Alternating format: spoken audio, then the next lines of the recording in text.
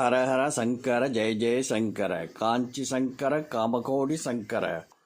சத்தியம் என்றால் வாக்கும் மனம் ஒன்றுபடுவது மட்டுமல்ல, நல்ல மனதிலே தோன்றுகின்ற நல்ல எண்ணங்களை வாக்கில் சொல்வதே சத்தியம். நல்ல விளைவுகளை உண்டாக்குவதே சத்தியம்.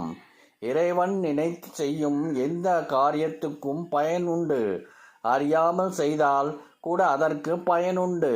நாம் நிலையாக நிற்க வேண்டுமானால் அசையாத ஒன்றை கெட்டியாக பிடித்துக் கொள்கின்றோம்.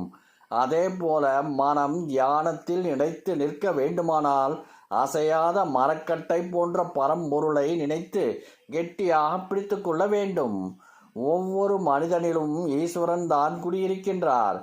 ஒருவரை நமஸ்கரிக்கும் போது அந்த ஈஸ்வரனையே வழிபடுவதாக அர்த்தம். பாவ சிந்தனைகளை போக்கிக் கொள்ள புண்ணியமான நினைப்புகளை வளர்த்து கொள்ள வேண்டும். நீ தர்மங்களை செய்தால் பலன் எதிர்பார்க்காமல் செய்ய வேண்டும். பலன் கொடுக்க வேண்டியது ஈஸ்வரன் வேலையாகும். ஹரஹர சங்கர ஜெய ஜெய சங்கர காஞ்சி சங்கர காமகோடி சங்கர.